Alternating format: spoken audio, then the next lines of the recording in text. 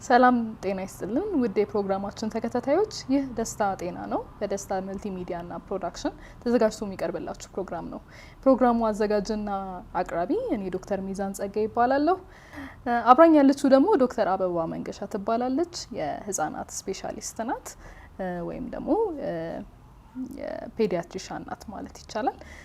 ከዚህ በተጨማሪ ደግሞ በአሁኑ ሰዓት በድንገተኛ ሕክምናና ጽኑ ህሙማን ላይ ሰብ ስፔሻላይዝ እያደረገች ነው። ዶክተር አበባ እዚህ ድረስ መጥተሽ ግብዣችንን አክብረሽ ስለመጣሽና ለዚህ ውይይትም ስለቀረብሽ በጣም እናመሰግናለን። እኔም አክብራችሁ ስለጠራችሁኝ በጣም አመሰግናለሁ። ዛሬ የምንወያየው ስለ ክትባት ነው። ያው ክትባት እንደሚታወቀው ሁሉም ማለት ይቻላል ብዙ ሰው የሚወስደው ነገር ነው። ስለዚህ በስፋት በዚህ ላይ ብንወያይ ጥሩ ነው ብዬ ስላሰብኩ፣ በተለይ ደግሞ ህጻናት ላይ ደግሞ በሽታን ለመከላከል ከሚደረጉ ነገሮች አንዱ ክትባት ነው። በዘመናዊ ሳይንስ ውስጥ በጣም ትልቅ አብዮት ካስነሱ ጽንሰ ሀሳቦች መሀል ዋነኛው ነው እንደምናውቀው ክትባት። ስለዚህ ክትባት የአንድ በሽታ ቀድሞ ከመከሰቱ አስቀድሞ እንዳይከሰት በማድረግ በሽታው ከተቻለ ሙሉ ለሙሉ ማስቀረት፣ ካልተቻለ ደግሞ በሽታው የሚያመጣውን ጉዳትና ህመም መቀነስ ነው። ይህንን የሚያደርገው በምንድነው? የአንድን የበሽታ አምጪ ህዋስን ወይም በሞተ ወይንም ደግሞ በተዳከመ መልኩ በመውሰድ የሰውነት የበሽታ አቅማችንን የምናሰለጥንበት መንገድ ነው ማለት ነው። አዎ፣ ክትባት በዘመናችን የበሽቶችን በመከላከል የሰው ልጅ ህይወት ላይ ትልቅ ለውጥ ያሳየ ግኝት ነው። አሁን እንደምናውቀው አሁን በፊት የፈንጣጣ በሽታ የሚባል እኛ በዘመናችን አናውቀውም፣ ግን በፊት በጣም በርካታ ሰዎች ይሞቱ ነበረ። በርካታ ሰዎች ዲስፊገርድ ይሆኑ ነበር። አሁን ላይ ስለ ፈንጣጣ በሽታ አንሰማም። ለምን? በክትባት አማካኝነት ሙሉ ለሙሉ ስላጠፋ ነው። ልክ አሁን ልክ እንደሰጠሽው ፖሊዮ ኦልሞስት ከጥቂት ሀገራት በቀር ከዓለማችን ላይ ሊጠፋ የተቃረበ በሽታ ነው። ስለዚህ በአንድ ወቅት በጣም ገዳይ የነበሩ በሽታዎች ነገር ግን በክትባት አማካኝነት በሽታዎቹ ሙሉ ለሙሉ ከዓለም ላይ መጥፋት ያሉትም ደግሞ በሰው ልጅ ላይ የሚያመጡት ጉዳት እንዲቀንሱ ሆኗል ማለት ነው። ስለዚህ በጣም የዘመናዊ ሕክምናን ሪቮሉሽናይዝ ያደረገ ትልቅ ግኝት ነው ክትባት። እንደ ጤና ባለሙያ በጣም የምናመሰግናቸው ግኝቶች ነው። ምክንያቱም ብዙ በሽታዎችን አስቀርቶልናል። ለማህበረሰብም ብዙ በሽታዎች ቀርተውልናል በክትባት ምክንያት። የሰው ልጅ ማደግ አርጅቶ እና ህይወቱን አጣጥሞ እንዲኖር ካደረጉ ትልቅ ግኝቶች እና በጣም የምናመሰግናቸው ግኝቶች ውስጥ መካከል ውስጥ ክትባት ነው። ክትባትስ እንዴት በሰውነታችን ውስጥ ይሰራል? እንግዲህ ይሄን ለማስረዳት ክትባት እንዴት ይሰራል የሚለውን ለማስረዳት እንበልና ለምሳሌ ሰፈር ውስጥ በመንገድ ላይ እየጠበቀ የሚደበድብ ሰው አለ እንበል። ስለዚህ ልክ ድብደባው ሲመጣ አንዴ በጥፊ አንዴ በእርግጫ አንዴ በካልቾ ቢል ይሄንን ድብደባ እንዴት ማስቆም እችላለሁ በዛን ወቅት ላይ የሚለውን ላላቅ እችላለሁ። ስለዚህ የምናደርገው ምንድነው? በቤታችን በማይደበድቡን ነገር ግን ጥንካሬያችንን ሊያሳድጉልን በሚችሉ ነገሮች እንለማመዳለን። ስለዚህ ሰው ለምሳሌ በጆንያ ውስጥ አሸዋ ሞልቶ ቦክስ ይለማመዳል አይደል? ስለዚህ አንደኛ ለእጅ ጥንካሬ ይጠቅማል፣ ሁለተኛ እንዴት ነው እንቅስቃሴን ማድረግ ያለብኝ የሚለውን ይለማመዳል፣ ካራቴን ይለማመዳል። ስለዚህ ሪል የሆነ የሱን ህይወት አደጋ ላይ የሚጥል የሚደበድበው ሰው ጋር ቢገናኝ ያንን ሰው ምን ማድረግ ይችላል? ማሸነፍ ይችላል ማለት ነው፣ ቀድሞ ባደረገው ልምምድ። ስለዚህ ክትባት የሚያደርገው ምንድነው? የሰውነት የበሽታ መከላከያ አቅም ናቹራል የሆነ ወይውን ተከትሎ አለ። ግን ለበሽታ እንዴት ነው ምላሽ የምሰጠው የሚለውን ሪል ጉልበተኛው ከሆነ ሰው ጋር ሪል በሽታው ጋር ተገናኝቶ ሳይሆን ከደከመ ወይም ከሞተ የበሽታ አምጪ ተህዋሲ ጋር እንዲገናኝ እናደርገውና እናሰለጥነዋለን ማለት ነው። ስለዚህ የበሽታ የመከላከል አቅማችን ሲሰለጥን እውነተኛ በሽታው ጋር ፊት ለፊት ሲጋጠም በቀላሉ ምን ማድረግ ይችላል? ማሸነፍ ይችላል ማለት ነው። ስለዚህ በዋነኛነት የሚሰራው የሞቱ ወይንም ደግሞ የተዳከሙ የበሽታ አምጪ ተህዋሲያንን ለሰውነታችን በማስተዋወቅ ሰውነታችን የበሽታ የመከላከል አቅሙን እንዲያሰለጥን እናግዘዋለን። ክትባት በዋነኛነት የሚሰራው በዚህ መልኩ ነው። ናቹራል የሚባሉ ክትባቶች እኮ አሉ አይደል? አሁን ሁላችንም የምናውቀው ሁሉም እናት ልጇን ጡት እንድታጠባ እንመክራለን። ይሄን የምናደርግበት አንደኛው ምክንያት ምንድነው? ከእናት ወደ ልጅ አማካኝነት የሚተላለፍ ተፈጥሯዊ የሆነ የበሽታ የመከላከል ህዋሶች ስለሚተላለፉ ነው። ስለዚህ እሷ ከዚህ በፊት ተዋክታ ያሸነፈቻቸውን በሽታዎች በሙሉ የመከላከል አቅሟን ለልጇ ታስተላልፍለታለች በጡት አማካኝነት።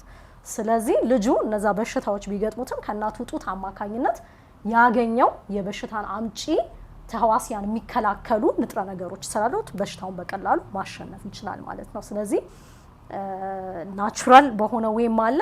ሁለተኛ ደግሞ ክትባት በምንሰጥበት ጊዜ ደግሞ ይህንን የተፈጥሮ የበሽታ የመከላከል አቅምን እያሰለጠን ነው እንሄዳለን ማለት ነው። ስለዚህ እናቶች ቀድመው ውጊያ ያደርጉልናል ማለት ነው። ከተወለድም በኋላ ሳንወለድ ልክ ነሽ። በፕላሴንታውን ይተላለፋል አይደል? ከተወለዱ በኋላ ደግሞ በእናት ጡት አማካኝነትም ይተላለፋል። ስለዚህ በሽታን እንድንከላከል የሚያደርጉን እንዳልሽው ከመወለድም በፊት ነው፣ ከተወለድን በኋላም ይቀጥላል ማለት ነው። ስለዚህ በዘመናዊ ሕክምና ደግሞ ቅድም የጠቀስናቸው በጣም ብዙ ገዳይ በሽታዎች አሉ፣ የልጆችን ህይወት የሚቀጥፉ። እነሱን ደግሞ ለልጆቹ በተዳከመ ወይም ደግሞ በሞተ በሽታ አምጪ ተህዋሲ በመስጠት የበሽታ የመከላከል አቅማቸው እንዲሰለጥንና እንዲጠነክር እናደርጋለን ማለት ነው። ክትባት ሲባል በሚዲያ ሲገለጽ የጤና ባለሙያ ለዛ ብዙ ገለጻዎችን ምክሮችን ሲያደርግ ከዘመናዊ ሕክምና ጋር የመጣ ተደርጎ ይታሰባል። ግን ከሱ ቀድሞ ነው የመጣው ክትባት። አልተመራመርንም እንጂ ምናልባት ኢትዮጵያ ውስጥም ከዚህ በፊት ክትባትን ይጠቀሙ ይሆናል። ምክንያቱም ታሪካዊ አመጣጡ በጣም ይቆያል። ከ10ኛው ክፍለ ዘመን ቻይናዎች ናቸው ኢቭን ይሄንን ይጠቀሙ የነበረው። በወቅቱ ልክ ቀደም ሲል እንዳልነው የፈንጣጣ በሽታ በጣም በርካታ ህዝብ ይጨርስ ነበር። የፈንጣጣ በሽታ አምጪ ህዋስ ስሞል ፖክስ ነው የሚባለው። ስለዚህ ከስሞል ፖክስ ጋር ተመሳሳይ የሆነ በሽታ አምጪ ተህዋሲ ግን የተዳከመ ቫይረስ አለ በላሞች ላይ በሽታን የሚያመጣ ካውፖክስ የምንለው። ስለዚህ ከላሞች ላይ ካውፖክስን የሚያመጣው በሽታ አምጪ ተህዋሲ እባጩን ሰዎች ከወሰዱትና ካውፖክስ ከያዛቸው ካውፖክስ ኦሬዲ በላሞች ላይ ፈንጣጣ በሽታን የሚያመጣ የተዳከመ ቫይረስ ነው። ሰዎች ሲይዛቸው ሞት አያመጣባቸውም፣ ከፍተኛ ጉዳት አያመጣባቸውም። ነገር ግን ለዋናው የሰው ልጆችን ለሚገለው ለስሞል ፖክስ ቫይረስ ግን እንዲዘጋጁ ያደርጋቸዋል። ስለዚህ የሰውነት የመከላከል አቅማቸው በጣም ስለሚጠነክር ዋናው ስሞል ፖክስ የሚባለው በሽታ ሲይዛቸው በቀላሉ ተዋክተው ማሸነፍ ይችላሉ። ስለዚህ ከ10ኛው ክፍለ ዘመን ጀምሮ ቻይናዎች ይህንን ግኝት ስላወቁት የፈንጣጣ በሽታን ለመከላከል ከላሞች ላይ የሚከሰተውን የተመሳሳይ በሽታ አምጪ ተህዋሲ በመውሰድ ራሳቸውን ከዚህ ገዳይ ህመም ይከላከሉ ነበር። ልክ ይህንን ተመሳሳይ የሆነ መልከታ በ1796 ይመስለኛል አይደል ኤድዋርድ ጀነር የተባለ እንግሊዛዊ ሐኪም አስተዋለ። ስለዚህ በእንግሊዝ ውስጥም ያኔ ገዳይ ነበር ፈንጣጣ በሽታ ፖክስ። ግን የወተት የሚያልቡ ሴቶችና የወተት ላም አርቢ ሰዎች ደግሞ በተለየ መልኩ በዚህ በሽታ አይሞቱ። ይሄ ነገር ምክንያቱ ምንድነው ብሎ ሲያይ ላሞቹ ካውፖክስ የሚባል ከፈንጣጣ በሽታ ጋር ተቀራራቢ የሆነ ቫይረስ ይይዛቸዋል። ልክ እነዚህን ወተት ላም የሚያረቡት ሰዎችም ከዛ ደግሞ ወተት የሚያልቡት ሴቶችም በዚህ በካውፖክስ ይያዛሉ። ከዛ ካውፖክሱ የተዳከመ ቫይረስ ነው። ስለዚህ ሰዎቹ አይገላቸውም ወይም ከፍተኛ የሆነ በሽታ ያመጣባቸውም። ነገር ግን ለዋናው ገዳይ ለሆነው ስሞል ፖክስ ቫይረስ ተጋላጭ ሲሆኑ ኦሬዲ የሰውነት የመከላከል አቅማቸው ቀድሞ ዝግጅት ስላደረገበት ስለሰለጠነበት ስለጠነከረበት በሽታው ሲመጣ በቀላሉ ማለፍ ይችላሉ። ስለዚህ ያደረገው ምንድነው? የ8 ዓመት ልጅ ወሰደ። ጄምስ ፊሊፕስ ነው የሚባለው። ስለዚህ ይሄን የ8 ዓመት ልጅ በካውፖክስ ቫይረስ እንዲያዝ አደረገ። ስለዚህ እዛ ወተት አልባ የምትሸጥ የካውፖክስ እባጭ ያለባት ሴት ነበረች። ከሷ ላይ ወስዶ ለዚህ ለ8 ዓመት ልጅ ይሰጠዋል። ከዛ ልጁ ካውፖክስ ዴቨሎፕ ያደርጋል። ያው ካውፖክስ የተዳከመ ቫይረስ ስለሆነ በሽታ አያመጣበትም ልጁ ላይ። ከዛ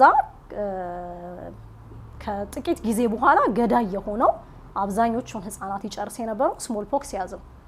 በአስገራሚ ሁኔታ ይሄ ጄምስ ፊሊፕስ የተባለው ልጅ ቀድሞ ካውፖክስ እባጭ ወስዶ ሰውነት የመከላከያ አቅሙን ስላሰለጠነው ልክ ዋናው ገዳይ በሽታ ሲይዘው በቀላሉ ያንን ጊዜ ማለፍ ቻለ። ስለዚህ ምን አለ? የካውፖክስ አምጪ ተህዋሲ በመውሰድ ለሰውነታችን ብንሰጠው ስሞል ፖክስን ወይም ደግሞ ፈንጣጣ በሽታን ለመከላከል የሚያበቃ የበሽታ መከላከል ጥንካሬና ስልጠና እናገኛለን ማለት ነው አለ። ስለዚህ ክትባት መነሻ ይሄ ነው። ከዛ ከ100 ዓመት በኋላ ሉዊስ ፓስተር የእብድ ውሻ በሽታን ለመከላከል ሌላ የክትባትን ጽንሰ ሀሳብ አሳወቀ። ግን እንዳልሽው አዲስ የመጣ ነገር ሳይሆን በጣም ለብዙ ክፍለ ዘመናት ሰዎች ሲጠቀሙበት የነበረ ሳይንስ ነው ማለት ነው። እኔም ራሱ ባነበብኩት መሰረት ብዙ ጊዜ ከአውሮፓ ሳይሆን የመጣው ከሚድል ኢስት እና ከቻይና አካባቢ ነው በጣም ሲጠቀሙበት የነበረው እና እንደውም ወደ አውሮፓ ያመጣችው አንድ ሴት ናት ልጆቿን በማስከተብ እና እሷ ናት መጀመሪያ ላይ ያመጣችው ይህንን ግኝት ማለት ነው ወደ አውሮፓ እና እነሱ ደግሞ በምርምር አሳደጉትና እርግጠኛ ሆኑ በሳይንቲፊክ በሆነ መልክ አረጋግጠው መጠቀም ጀመሩ። ክትባት ምርምር ያኔ የነበረው የክትባት ምርምር አሁን ለምሳሌ ልጁ ላይ የተሞከረው ነገር አሁን ላይ የሚደረግ ይመስልሻል? በጣም የሚከብድ ይመስለኛል። ያው ምንድነው መታለፍ ያለባቸው ስቴፖች አሉ ነው ከህግ አንፃር ከማቀፍ አንፃር በቀጥታ አንድን የክትባት መድኃኒት በቀጥታ ሰዎች ላይ መሞከር አንችልም። ስለዚህ እንስሳት ላይ በደንብ መሞከር አለበት። ከዛ በርካታ እንስሳት ላይ ደግሞ ተሞክሮ ከዛ በኋላ ፈቃደኛ የሆኑ ሰዎች ላይ ይሞከራል። ስለዚህ መታለፍ ያለባቸው ፕሮሰሶች አሉ። ሌላውም ሰው በቀላሉ እንዲሞክረው እናበረታታው ነገር አይደለም። ምክንያቱም ሪስክ ያለው ነገር ተዳከመው ወይም የሞተ የበሽታ አምጪ ተህዋሲ ነው ለሰው እየሰጠን ያለ ነው። ስለዚህ እሱ በደንብ ጥናት ተደርጎበት በእርግጥም እዛ ሰው ላይ ህመም ወይም በሽታ አያመጣም፣ ነገር ግን የሰውነት የበሽታ አቅሙን ለማጠንከርና ለማሰልጠን ይረዳል ተብሎ የሚደረግ ነገር ነው። ስለዚህ ያው ያን ጊዜ የነበሩ ሰዎች መስዋዕትነት ከፍለዋል እንደማለት ነው አሁን ላሉት የክትባት ግኝቶች ያን ጊዜ የነበሩ ሰዎች። ምክንያቱም በጣም ገዳይ የሆኑ በሽታዎች ናቸው እንደ ስሞል ፖክስ፣ የእብድ ውሻ በሽታ፣ እነዚህ አይነት በሽታዎች ገዳይ ናቸውና እነሱ ላይ መመራመር ትንሽ የሚከብድ ይመስላል። ዲፍቴሪያ አናውቀውም አይደል? ዘጊያናዳ ይባል ልክ ጉሮሮ ላይ በጣም ከባድ የሆነ እብጠት ያመጣል። ስለዚህ አየር ቧንቧ ቱቦን የሚዘጋ ነው። አሁን በእኛ ዘመን በክትባት ዘመን አናውቀውም ዘጊያናዳ፣ ግን ድሮ በጣም ገዳይ የነበረ በሽታ ነው። ስለዚህ ለነዚህ ነገሮች ክትባት ማግኘት ኦፍ ኮርስ የሕክምና ሳይንስ ላይ አብዮት ያመጣ ነገር ነው። እስቲ ስለ ክትባት የሚነገሩ አንዳንድ አወዛጋቢ ነገሮች፣ የተሳሳቱ አመለካከቶች በተለይ ደግሞ በውጭው ዓለም ላይ አሁን ከስልጣኔ ጋር በመጣ ብዙ ሰዎች የሕክምና ጉዳይ ከሐኪሙ በተጨማሪ እኔ የሚመለከተኛል ብለው የመመራመር ጉዳይ አለና እነሱ በራሳቸው የመወሰን ነገር አለ እና እነዚህ የተሳሳቱ አመለካከቶች የምንላቸው እንደ ጤና ባለሙያ እነዚህ ነገሮች ላይ እንወያይ። እንግዲህ እነሱ ጋር ብቻ አይደለም ያው እኛ ጋርም ያለ ነገር ነው አይደል? ስለዚህ አንደኛው የሚባለው ከኦቲዝም ጋር በጣም ያገናኙት አሉ ክትባት። ከዛ ኢንተሌክቹዋል ዲዛቢሊቲ ምንድነው የአእምሮ እድገት ውስንነት ያመጣል፣ የሚጥል በሽታ ያመጣል፣ የማንቀጥቀጥ በሽታ ኤፒሌፕሲ የምንለውን ያስከትላል የሚሉ አሉ። ያው በጥናቶች ግን የተረጋገጠው ክትባት የሰውነት የበሽታ የመከላከል አቅማችንን በማጠንከር ገዳይ ከሚባሉ በሽታዎች ይጠብቀናል እንጂ እነዚህ አሁን የተጠቀሱት በሽታዎች ጋር ግንኙነት እንደሌለው ነው የተረጋገጠው። አንዳንድ ሰው ደግሞ በሽታ በራሱ ከበሽታው ቢያገኝ ይሻላል የበሽታ መከላከል አቅሙን ብሎ ሊያስብ ይችላል። ክትባቶች ውስጥ ያሉት ኬሚካሎች ሌሎች ችግሮች ያመጣሉ ብሎ ሊያስቡ ይችላል።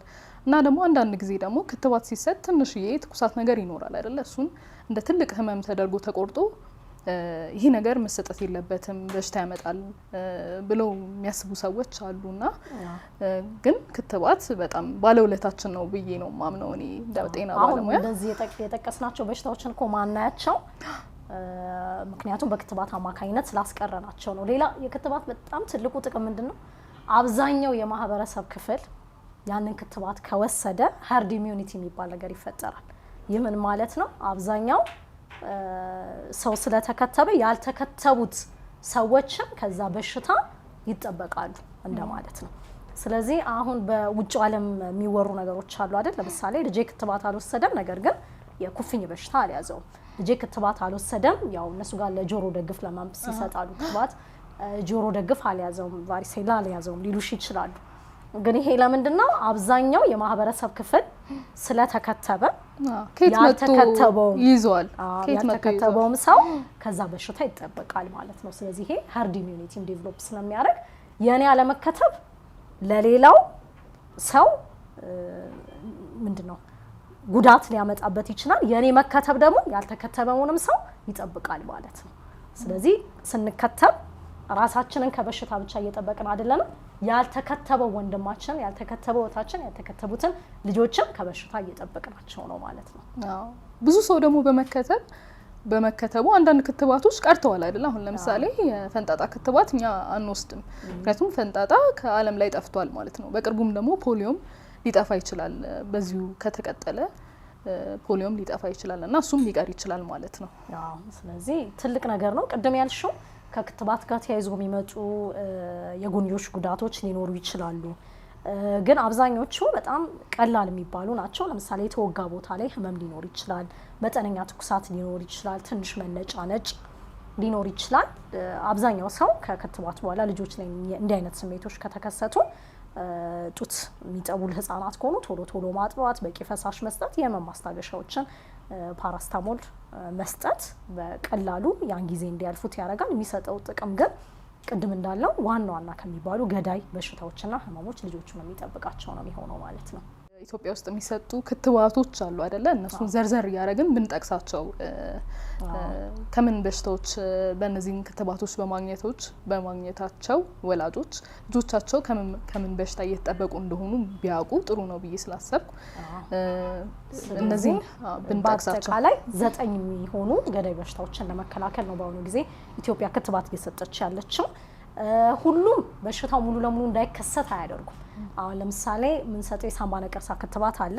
የሳምባ ነቀርሳ ክትባት በጣም ጎጂ የሚባሉ የጭንቅላት ወይም ሴንትራል ነርቨስ ሲስተም ቱበርክሎሲስ የጭንቅላት ቲቢ ያስቀራል።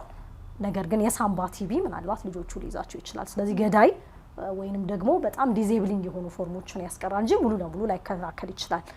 ፐርቱሲስ ለምሳሌ ትክትክ ብለን የምንጠራው ነው። ለሱም ክትባት እንሰጣለን። ይሄኛው ሙሉ ለሙሉ በሽታው እንዳትያዣ ያረግሽም፣ ነገር ግን በጣም በጠና ከመታመም ያድንሻል ማለት ነው። ስለዚህ በአጠቃላይ 9 የሚጠጉ በሽታዎችን ለመከላከል ነው።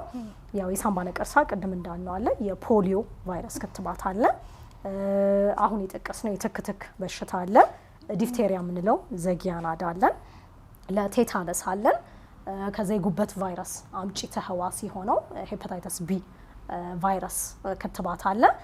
ሌላ ደግሞ በዋነኛነት የሳምባ ምች እንደዚሁም ደግሞ የማጅራት ገትር አምጪ ተህዋሲያንን ለመከላከል የሚሰጡ ክትባቶች አሉ። ስለዚህ ኒሞኮካል ቫክሲን እና ሄሞፊለስ ኢንፍሉዌንዛ ታይፕ ቢ የሚባለው ሁለቱም ከሳምባ ምች ከማጅራት ገትር ባልተከተቡ ልጆች ላይ ስለሚያመጡ እነዚህን ለመከላከል የምንሰጣቸው ክትባቶች አሉ።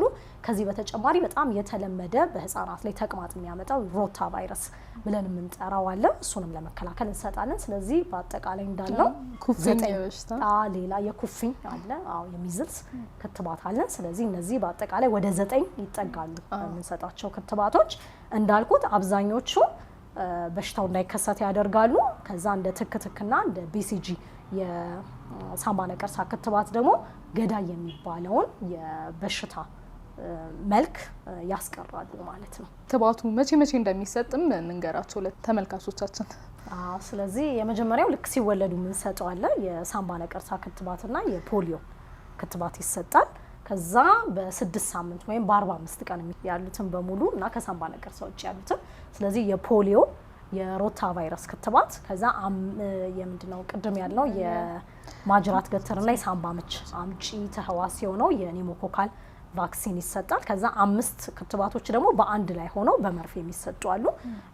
ስለዚህ እነሱ አንደኛው ዲፍቴሪያ የምንለው ቲታነስ መንጋጋ ቆልፍ ማለት ነው፣ ፐርቱሲስ ትክትክ፣ ከዛ ሄፓታይተስ ቢ የጉበት አምጪ ተህዋሲ፣ እንደዚሁም ደግሞ የሳምባ ምችና በማጅራት ገትር ጋር ተያያዥ የሆነው ሄሞፊለስ ኢንፍሉዌንዛ ታይፕ ቢ የሚባለው። እነዚህ ደግሞ 5ቱ በአንድ ላይ ሆነው ይሰጣሉ ማለት ነው።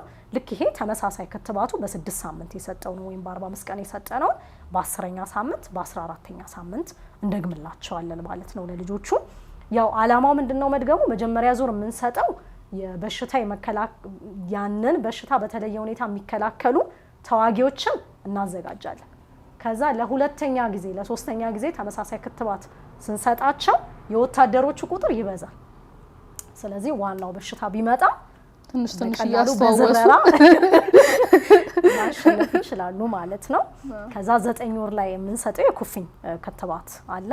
ከዛ በአንድ አመት ከ3 ወር ወይም እስከ 6 ወር ባለው ጊዜ ደግሞ የኩፍኝ ክትባት በድጋሚ ይሰጣቸዋል ማለት ነው። ያው እዚህ ላይ ክትባት ያልሆኑ ግን ክትባት የሚመስሏቸው ሰዎች አሉ። ለምሳሌ ቫይታሚን ኤ ሰፕሊመንቴሽን ይሰጣል 6 ወር ላይ። ግን ቫይታሚን ኤ ሰፕሊመንቴሽን ንጥረ ነገር ለልጆቹ ሰጠናቸው እንጂ ክትባት እየሰጠናቸው አይደለም። ስለዚህ እንደ ክትባት አንቆጥሮም። ግን ከክትባት ስኬጁል ጋር አንድ ላይ ተቀላቅሎ የቫይታሚን ኤ ሰፕሊመንቴሽንም ይሰጣል። ስለዚህ በጊዜው የምንሰጠው እነዚህን ነው።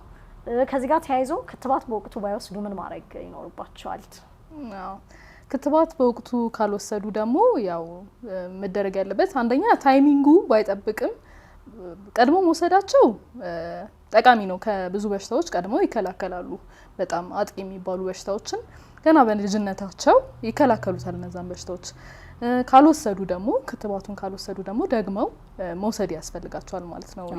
ያልተወሰዱ ክትባቶችን መውሰድ ያስፈልጋል እና ቀኖቹ ደግሞ ቢራራቁ ያው ባይራራቁ ይመረጣል። ምክንያቱም ጥናት ተደርጎባቸው ከሲስተሙም በሚፈቅደው መልኩ ነው የክትባት ሲስተም እና ከተራራቁም ግን ምንም ብዙ ችግር የለውም። ካርዳቸውን መያዝ አለባቸው ሁሌ ታካሚዎች የትኛው ክትባት እንዳመለጣቸው ለማወቅ ማለት ነው።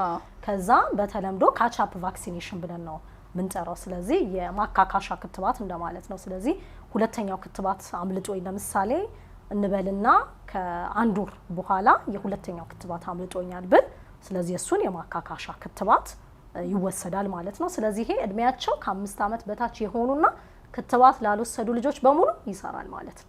ስለዚህ ልጄ አንድ ዙር ክትባት አምልጦታል ብለው ወላጆች ሁለተኛ፣ ሶስተኛ፣ አራተኛ ዙር ክትባት ማዘለል የለባቸውም። የማካካሻ ክትባት ስላለ ያመለጠው ይሰጣል። ከዛ ካመለጠው በኋላ ደግሞ በተከታታይ የሚሰጡትም በተጨማሪ እንዲወስድ ይደረጋል ማለት ነው። ስለዚህ ካቻፕ ቫክሲኔሽን የማካካሻ ክትባት ስላለ አንዱ ክትባት ቢዘለው ሌሎቹንም መውሰድ ይችላሉ ማለት ነው። ስለዚህ ያው ታካሚዎች ካርዳቸውን ይዘው መንቀሳቀስ አለባቸው። በተለይ ደግሞ ወደ ሕክምና ሲመጡ ህጻናት ክትባት ወስዷል አልወሰደም የሚለውን ነገር ማወቅ አለብን እንደ ጤና ባለሙያና ክትባት ካርዳቸውን ይዘው ቢመጡ ጥሩ ነው ማለት ነው። ከዛ በተጨማሪ አንዳንድ ክትባቶች ምልክት ያሳያሉ አይደለ ሰውነት ላይ እነሱንም እናያቸዋለን መውሰዳቸውን አለመውሰዳቸውን ለማረጋገጥ ማለት ነው። ክትባት በምን አይነት መልኩ ሊሰጡ ይችላሉ? አሁን 5 ክትባቶች በአንድ ያልነው አሁን እሱ በመርፌ ነው የሚሰጠው። ስለዚህ ጭን ላይ በግራ ወይም በቀኝ ጭን ይሰጣል። ሌላ ኒሞኮካል የሳምባ ምችና የማጅራት ገትር አምጪ ተህዋሲ ነው። ስለዚህ ለሱም በመርፌ ነው የሚሰጠው በጭን ላይ ባለ። ሌላ ለምሳሌ ኩፍኝ በምንድነው በቆዳ ስር ሰብኩታኒየስ ይሰጣል። እሱም በመርፌ ነው የሚሰጠው። ግን ለምሳሌ የፖሊዮ ክትባት የሚሰጠው በአፍ ጠብታ ነው። የሮታ ቫይረስ ክትባት የሚሰጠው በአፍ ጠብታ ነው። ሌላው የቢሲጂ ክትባት ነው። ኢንትራደርማል ነው የሚባለው በቆዳ ውስጥ ብቻ ከቆዳ ስር ዝቅ ይላል። ጡንቻ ውስጥ ግን አይገባም። ስለዚህ ወደ ውስጥ እንደመቅበር ማለት ነው አይደል? እንደዛ ይገባሉ። ስለዚህ በዋነኛነት ያው አብዛኞቹ መርፌ ናቸው። ግን በአፍም የሚሰጡ አሉ። የፖሊዮና የሮታ ቫይረስ ክትባት በአፍ ይሰጣሉ ማለት ነው። ሌላ ክትባት ላይ የጎንዮሽ ጉዳቶች ተብለው የሚጠቀሱ ነገሮች አሉ። እነሱንስ ብናወራ? በዋነኛነት እንግዲህ አብዛኛው ያለው ቅድም የጠቀስናቸው ናቸው። አብዛኞቹ ክትባቶች በመርፌ አማካኝነት የሚሰጡ ናቸው። ስለዚህ ያው መርፌ ለየትኛውም በሽታ ብንወስድ የተወጋው ቦታ ላይ ትንሽ ህመም ሊኖር ይችላል። ከዛ መጠነኛ የሆነ ትንሽ እብጠት ሊኖረው ይችላል። ልጆቹ መነጫነጭ ሊኖራቸው ይችላል። ትኩሳት ሊኖራቸው ይችላል። እነዚህ ምልክቶች መኖራቸው ቀጣይ ክትባት እንዳይወስዱ አያደርጋቸውም። ቅድም መጀመሪያ ላይ አውርተናል አይደል? የማንቀጥቀጥ ህመም አያመጣም። የማንቀጥቀጥ ህመም ያለባቸውም ልጆች ቢኖሩ ክትባትን መውሰድ ይችላሉ። ሌላ ከቀናቸው በፊት የተወለዱ ልጆች ላይ በጣም ብዙ ውዝግብ እናያለን አይደል? ግን ከቀናቸው በፊት የተወለዱ ልጆችም ክትባት መውሰድ ይችላሉ። ስለዚህ በቀናቸው ቆጥረን ነው። አሁን ብዙ ጊዜ ሰውን የሚያወዛግበው ምንድነው ልጁ ለምሳሌ በ7 ወር ቢወለድ 9 ወር እስኪሞላ 2 ወር ይቀረዋል አይደል? ስለዚህ የመጀመሪያ ዙር ክትባቱን መውሰድ አለበት ተብሎ የሚታሰበው ከ2 ወር በኋላ ተቆጥሮ 9 ወር ሲሞላው ተብሎ ይታሰባል። ግን እንደዛ ሳይሆን በ7 ወሩ ከተወለደበት ቀን ጀምሮ 1 ተብሎ ይቆጠርና ለምሳሌ በ45 ቀን መውሰድ ያለበት ክትባት ልጁ ከተወለደ በ45ኛው ቀን ይሰጠዋል እንጂ 9 ወር እስከሚሞላው ጠብቀን ከዛ በኋላ አይደለም መቁጠር የምንጀምረው ማለት ነው። ስለዚህ ዋና ከተወለዱበት ጊዜ ጀምሮ ያለውን ክሮኖሎጂካል ኤጃቸውን ጠብቀን እንሰጣለን ማለት ነው። ስለዚህ አብዛኞቹ ከክትባት ጋር የተያዙ የጎንዮሽ ጉዳቶች አሁን የጠቀስናቸው ናቸው። በቀላሉ በቂ ፈሳሽ በመስጠት የህመም ማስታገሻ በማድረግ ልጆቹ ያንን ጊዜ እንዲያልፉት ማድረግ እንችላለን ማለት ነው። ሌላ እዚህ ላይ ሳንበሳ ማለፍ የሌለብን ክትባት ማይሰጣቸው ልጆችስ ሊኖሩ ይችላል ወይ የሚለውን ነው። ማይሰጣቸው ልጆች ደግሞ ይኖራሉ። እንግዲህ መጀመሪያ ላይ ስናወራ ምን ብለናል? ክትባት ወይ የሞተ ወይንም ደግሞ የተዳከመ የበሽታ አምጪ ተህዋሲን ነው የምንሰጠው። ስለዚህ የሰውነት የበሽታ መከላከል አቅም ከዚህ ከተዳከመ የበሽታ አምጪ ተህዋሲ አቅም በላይ መሆን አለበት ማለት ነው። ስለዚህ በተለያየ ምክንያት የሰው የበሽታ የመከላከል አቅም ቢደክም፣ ለምሳሌ የኩላሊት መድከም ያለበት ልጅ ቢኖር፣ የካንሰር ህመም ያለበት ልጅ ቢኖር፣ የመጨረሻ ደረጃ የምንለው የኤችአይቪ ቫይረስ ቢኖርና ኤድስ የምንለው ደረጃ ላይ ቢደርስ፣ ስለዚህ እነዚህ የሰውነት የበሽታ የመከላከል አቅምን በጣም የሚያዳክሙ በሽታዎች ናቸው። አንዳንድ ደግሞ በተፈጥሮ የሚመጡ አንዳንድ ልጆች በተፈጥሯቸው ራሱ የተዳከመ የበሽታ መከላከል አቅም አላቸውና ፕራይመሪ ኢሚዩኖዴፊሻንሲ የሚባለው ማለት ነው። ስለዚህ እነሱም ካሉ ኦሬዲ የሰውነታቸው የበሽታ የመከላከል አቅም ከምንሰጣቸው የበሽታ አምጪ ተህዋሲ አቅም በታች ስለሆነ ደካማ የተባለውን ቫይረስ እነሱ ላይ ጉልበት ያገኛል ማለት ነው። ስለዚህ እንደዚህ አይነት ልጆች ካሉን የክትባት አንሰጣቸው። ስለዚህ የበሽታ አቅም የመከላከል አቅም የደከሙ የምንላቸው ልጆች ሊወስዱት የማይገባው በህይወት ያለ የተዳከመውን ክትባት ነው እንጂ አርቲፊሻል የሚሰሩ ክትባቶች አሉ እንደ ሄፓታይተስ፣ ሌሎች ክትባቶች ብቻ ያ ነገር አቅም ኖሮት በሽታ ማያመጣ አክቹአል ባክቴሪያው ወይ ቫይረሱ የሌለበት ማለት ነው። ስለዚህ እነሱን ክትባቶች መውሰድ እንደሚችሉ ማወቅ አለባቸው። ስለዚህ የተዳከሙትን ግን አሁን ለምሳሌ ኩፍኝ ብንል ኢትስ ላይፍ አቴኑዌትድ ነው። ስለዚህ የተዳከመ ቫይረስ ነው የምንሰጣቸው። ስለዚህ እነሱን አይወስዱ። ቢሲጂ ለምሳሌ ብንል የሳምባ ነቀርሳ ክትባት እሱም ላይፍ አቴኑዌትድ ነው። ስለዚህ እነሱ አንሰጣቸው። ከዛ ውጪ ግን ልክ እንዳልሽው የሞቱ በሽታ አምጪ ተህዋሲን የሚያካትቱትን ክትባቶች መውሰድ ይችላሉ ማለት ነው። ሌላ ክትባት ማንሰጣቸው እንግዲህ ክትባቱን ከወሰዱ በኋላ ባልተለመደ ሁኔታ የአለርጂ ዴቨሎፕ የሚያደርጉ ልጆች ካሉ፣ ከፍተኛ የሆነ አለርጂ ዴቨሎፕ የሚያደርጉ ካሉ እነዚህም ልጆች ክትባት እንዳይወስዱ ይመከራል ማለት ነው።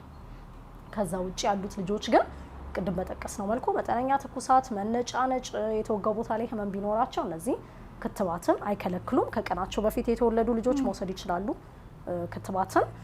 እንደዚሁም የማንቀጥቀጥ ህመም ያለባቸውም ልጆች አይከለክሉም፣ ክትባትን መውሰድ ይችላሉ።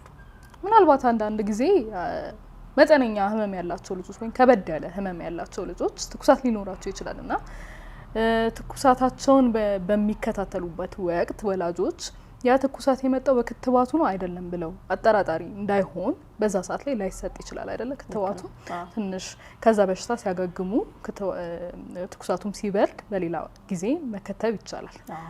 ስለዚህ ቅድም የጠቀስናቸው ቀኖች አሁን በ45 ቀን መሰጠት አለበት ያለው ክትባት ኤግዛክት 45 ቀን አይደለም፣ በዛ አካባቢ ባሉ ቀናት መሰጠት ይችላሉ። በ10 ሳምንት ብል 2 ወር ከ15 ቀን አካባቢ አይደል? ኤግዛክትሊ 2 ወር ከ15 ቀን ላይ መሰጠት አለበት ማለት ላይሆን ይችላል። አብዛኛው ጤና ጣቢያዎች እንደውም ሲሰጡ አንዳንድ ክትባቶች ለምሳሌ አንዴ ተከፍቶ በአንዴ ለብዙ ልጆች የሚሰጡ ክትባቶች አሉ። ስለዚህ እንደዛ ሲሆን ኢሚዩናይዜሽን ዴይ የሚባሉ ቀናት አሉ። በነዛ ቀናት እንዲወስዱ ይደረጋል ማለት ነው። ስለዚህ በዛ አካባቢ ባሉ ቀናት ነው እንጂ ስፔሲፊካሊ በዛ ቀን ማለታችን አይደለም። ስለዚህ ህመም ካለበት አንድ ልጅ ከበድ ያለ ህመም ካለበት ያንን ከዛ ህመም ውስጥ ከሚያገግም ድረስ ክትባቱን አንሰጠው። ከዳነ በኋላ ግን ክትባቱን እንዲወስድ ማድረግ እንችላለን ማለት ነው። አንዳንድ ክትባቶች ደግሞ ልክ አዋቂ ክትባቶች ሊሆን ይችላሉ። ይሄ የሎ ፊቨር የሚባለው ክትባት በውስጡ እንቁላል ኮንቴንት አለው አይደለ? ስለዚህ እንቁላል አለርጂ ላላቸው ሰዎች አይሰጥም። ስለዚህ አዋቂዎችም እሱን ክትባት ውጭ ሀገር ሊሄዱ ሲሉ ሊከተቡት ይችላሉና የእንቁላል ከባድ የሆነ እንቁላል አለርጂ ካላቸው ከማይሰጡ ክትባቶች መካከል አንዱ ነው። ሌላ እንግዲህ እኛ የህፃናት ልጆች ላይ በጣም አተኮርን እንጂ ክትባት ሌሎችም አሉ። ለምሳሌ በአሁኑ ጊዜ ለአዳጊ ሴቶች የሚሰጥ የሂውማን ፓፒሎማ ቫይረስ ክትባት አለ። ስለዚህ የማህፀን በር ካንሰርን ለመከላከል የሚሰጥ ክትባት ነው። ስለዚህ እድሜያቸው ከ8 ዓመት እስከ 13 ዓመት ላሉ ሴቶች ልጆች የግብረ ስጋ ግንኙነት ከመጀመራቸው አስቀድሞ የሚሰጥ ክትባት ነው። ይህም የማህፀን በር ካንሰርን ለመከላከል ያገለግላል። ሌላ ማጅራት ገትር አሁን ለምሳሌ እንደ ወረርሽኝ ቢከሰት እድሜያቸው ከ15 ዓመት እስከ 30 ወይም 40 ዓመት ድረስ ያሉ አዋቂዎችም ወጣቶችም ይህን ክትባት እንዲወስዱት ይደረጋል። ከዛ እንዳልሽው የሎ ፊቨር አሁን በወረርሽኝ መልኩ የሆነ ቦታ ቢከሰት አብዛኛው ሰው ለመጠበቅ ሲባል ይህን ክትባት እንዲወስድ እንዲደረግ ይችላል ማለት ነው። አንዳንድ ስፔሲፊክ ግሩፖችም አሉ፣ የታካሚዎች አሉ። ለምሳሌ አሁን ጣፊያ የሰው ልጅ በሽታ የመከላከል አቅምን ከሚጨምሩ ኦርጋኖች መካከል አንዱ ነውና እሱ መስራት ቢያቆም በጣም አብጦ በሽታ መከላከያ ሴሎችን ማምረት ቢያቆም ሊሰጡ የሚገቡ ክትባቶች አሉ። ግን ወይም ኢቭን በሀገር ውስጥ በዚህ ሀገር አይሰጥም አይደል? በጉዳት ምክንያት ላይክ የመኪና አደጋ ሊሆን ይችላል፣ መውደቅ አደጋ ሰው ደርሶበት ሊሆን ይችላል። ጣፊያው ከፍተኛ ጉዳት ደርሶበት ከሰውነት ቢወጣ እነዚህ ክትባቶች ቢሰጡት ይመከራል ማለት ነው። ሌላ ኢቭን አሁን ከቀናቸው በፊት ለተወለዱ ህፃናት አሁን እኛ ሀገር የለም፣ ግን ለፓሊቪዙማፕ ብለን የምንጠራው ለሪስፓራቶሪ ሲንስቲያል ቫይረስ ለሱ የሚሰጡ ክትባቶች አሉ። ስለዚህ እናስፋው ካለን አሁን እኛ ሀገር 9ኞቹ ይሰጣሉ አለን እንጂ ለምሳሌ አሜሪካን አካዳሚ ኦፍ ፔዲያትሪክስ ወደ 12 ክትባቶች ነው ለአሜሪካ ውስጥ ላሉ ዜጎች የሚሰጠው። ስለዚህ እኛ ከምናውቃቸው በተጨማሪ አሁን ለምሳሌ ለጆሮ ደግፍ ይሰጣሉ፣ ቫሪሴላ ዞስተር ለጉድፍ ይሰጣሉ፣ ኢቨን ለሄፓታይተስ ኤ። ስለዚህ እኛ ጉበት አምጪ ቫይረስ ለቢ ነው የሚሰጠው፣ ምክንያቱም የቆየ የጉበት ህመም ስለሚያመጣ። ግን እነሱ ለሄፓታይተስ የሚሰጣሉ። ስለዚህ እንደዚህ አድርገው አጠቃላይ የሚሰጧቸው የክትባቶች ብዛት 11 12 ሊደርስ ይችላል። እኛ ግን የዓለም አቀፍ የጤና ድርጅት ባወጣው እና ያው ፈንድድም ስለሚሆኑ እነሱ ባወጡት መስፈርት አማካኝነት 9 በሽታዎችን ለመከላከል ነው በአሁኑ ጊዜ ክትባቶችን የምንሰጠው። ግን አስፍተን እናስበው ካለ በጣም በርካታ የሚወስዱት አለ፣ ወደ ውጭ ሀገርም ሲኬድ የሚወሰድ ክትባት አለ። በጣም እናመሰግናለን ዶክተር አበባ እዚህ መተሽ ስለ ክትባት ሰፊ ገለጻ ስላደረግሽልን በጣም እናመሰግናለን። እኔም አመሰግናለሁ። በሌሎች ፕሮግራሞች ላይም እንደዚሁ ተገናኝተን ዲስከስ እናደርጋለን፣ እንወያያለን ብለን ተስፋ እናደርጋለን። እኔም አክብራችሁ እዚህ ድረስ ስለጠራችሁኝ እና ይሄን የመሰለ ውይይት አብረን ስላደረግን በጣም አመሰግናለሁ። እሺ ተመልካቾቻችን ለዛሬ ያዝነው ፕሮግራም ይሄንን ይመስል ነበረ። ስለተከታተላችሁን በጣም እናመሰግናለን። እንዲሁ በሌላ ጊዜም ይሄን የመሰለ ውይይት እናደርጋለን በሕክምና ዙሪያ። እናመሰግናለን።